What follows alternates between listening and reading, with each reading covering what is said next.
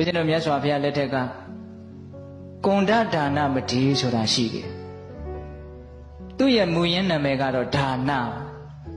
ဒါပေမဲ့ရှေ့ကကွန်ဒလို့ထည့်ထားတယ်မိမကျူးသူတဲ့ဟောယဟန်တစ်ပါးရဲ့ဘွဲ့ရှိမှာအဲ့ဒါကြီးထည့်ထားတာစိတ်ပြည့်စရာကြီးဘာဖြစ်လို့အဲ့ဒါလိုအထည့်ခံရတယ်လဲဆိုတော့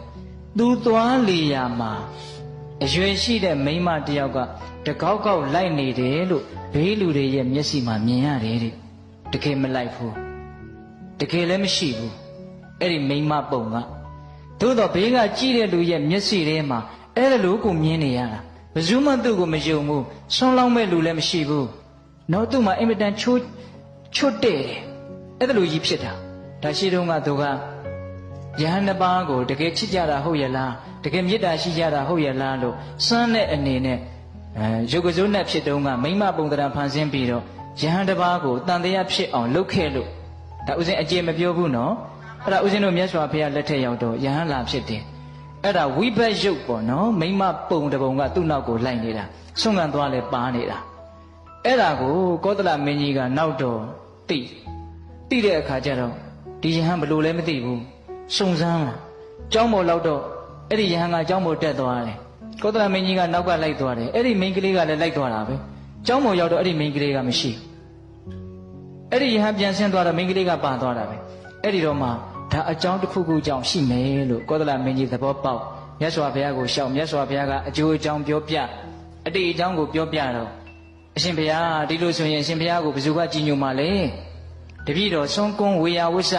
ပစ္စည်းလေးပါးဒါယကခံတယ်ဆိုပြီးတော့နောက်တော့ယဟန္တာဖြစ်တယ်အဲ့ဒီမထေကိုအကြောင်းပြုပြီးတော့ပြောတဲ့စကားလေးတော်တော်မှတ်သားစရာကောင်းတယ်အဲ့ဒီယဟန်ကအဲ့ဒါလိုမိမပုံရိပ်ကနောက်ကလိုက်နေတာဆိုတော့ယဟန်တွေကသူ့ကိုတကယ်လဲအမြင်ကတ်တယ်ပြောင်းလဲပြောင်းခြင်းတယ်အဲ့ဒါလိုပြောကြတော့ဆိုကြတော့သူ့ကိုနှိပ်စက်ပြီးတော့ပြောကြတော့သူကလည်းနောက်တော့ပြန်ဆဲတယ်ပြန်ပြီးတော့ကြမ်းကြမ်းထန်ထန်ပြောတယ်အဲ့ဒါနဲ့ယဟန်နေနဲ့သူ့ရဲ့ရံပွဲဟာမကြာခဏဖြစ်တယ်အဲ့ဒီမှာမြတ်စွာဘုရားကနောက်တော့မြတ်စွာဘုရားရဲ့နားတော်ပေါက်ကြားတော့အဲ့ဒီယဟန်တော်ကိုခေါ်ပြီးတော့ချစ်သားဘာပြုလို့ကြမ်းထမ်းတဲ့စကားတွေပြောတာကိုကြမ်းထမ်းတဲ့စကားတွေနဲ့ပြန်တုံ့ပြန်ရတယ်လေမတုံ့ပြန်နဲ့ဒါဟာမင်းရဲ့အတိတ်ဘဝကမကောင်းတဲ့ကံကြောင့်ဖြစ်ပေါ်လာတာ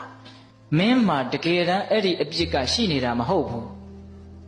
မိမနောက်ကလိုက်နေတယ်ဆိုတဲ့အပြစ်တကယ်ရှိတာမဟုတ်ဘူး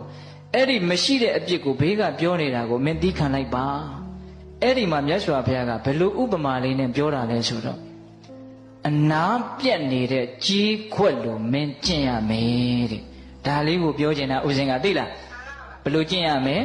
အနာပြက်နေတဲ့ကြီးခွက်ပါဗျာအနာပြက်နေတဲ့ကြီးခွက်တဲ့အနာပြက်နေတဲ့လက်ကွင်းနဲ့ဆိုကြပါစို့ဦးဇင်တို့တောတွေမှာတော့ရှိသေးတယ်အခုတခါကြီးတို့ဒီမှာတော့တချို့သိပ်မရှိတော့ဘူးကြီးပလားလေးတွေရှိတယ်လေကြီးပလားနဲ့ရေတောက်လို့ရှိရင်အန္တရာယ်ကင်းတယ်လို့ယောဂကင်းတယ်လို့ယူဆရှိတယ်လေဦးဇင်းတို့ငယ်ငယ်တုန်းကဆိုရင်အဲ့ဒီကြီးပလားလေးကိုလက်ဖွားပေါ်တင်အဖေတို့အမေတို့မရှိတဲ့အခါမှာဒန်းဆိုခောက်လိုက်ရင်အတန်လေးကတော်တော်နဲ့မတိတ်တော့အဲ့ဒါလေးကိုခဏတိုင်းခောက်ကြည့်အဲ့ဒီကြီးပလားလေးကလွတ်ကြလို့မြဲအနာကပြက်ပြီးတော့ကွဲသွားပြီဆိုရင်ဒန်းလို့ခောက်လိုက်ရင်ဒန်းလို့အတန်ဆွဲပြီးတော့မမြည်တော့ဘူး that's ပြီးသွားအတန်ကရေရှည်မလာတော့အဲ့တော့အနာပြက်တဲ့ကြီးခွက်လို့ကျင့်ရမယ်ဆိုတာအဲ့ဒါပြောတာတစုံတယောက်ကပြောလိုက်လို့စိတ်ကတိုလိုက်တယ်ကဲခဏတော့တိုလိုက်ပေါ့တိုးပြီးတော့အဲ့ဒါကိုပြန်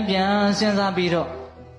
ညလည်းမပြီးနိုင်နောက်နေ့လည်းမပြီးနိုင်နောက်လလည်းမပြီးနိုင်အိုးကြီးပလားလက်နဲ့တောက်လိုက်တယ်လို့ဒန်းဆိုတဲ့အတန်ကအမြင်ကိုမပြတ်တော့ဟင်ဒကမာကြီးတွေစိတ်ထဲမှာအဲ့ဒါလို့အမြင်မပြတ်တဲ့ဒေါသခံစားချက်တွေရှိလားရှိတာပေါ့ဥစဉ်တို့လည်းရှိတာပေါ့ဟုတ်လားဘလို့ဖြစ်နေတာတော့ကြီးပလားကလက်ဆက်ကြီးကိုဗျဟုတ်လားအနာမပြတ်သေးဘူးဒဏ်ရာတော့မရသေးဘူးဟုတ်လားမြတ်စွာဘုရားကဘလို့ကျင့်ရမှာလဲတော့အနာပြတ်နေတဲ့ကြီးပလားလို့ကျင့်ရမေးတဲ့တစုံတယောက်ကကိုယ့်ကိုထိခိုက်မဟုတ်ဖဲနဲ့လာပြောလာရင်ပုထုသင်တဘာဝစိတ်တော်တုံမှာပေါ့သို့တော့အဲ့ဒါကြီးကိုတာရှည်ကြီးတုံမနေနဲ့ဘာအကျိုးရှိလို့လဲဟိုလူကပြောပြီးတော့မေ့သွားပြီကိုကဒီမှာအသစ်ရှိနေအသစ်ဖြစ်နေတယ်ဟုတ်လားအေးဒါကြောင့်မြတ်စွာဘုရားကပေးတတ်လိုက်တာနော်ဥပမာကိုဟုတ်လား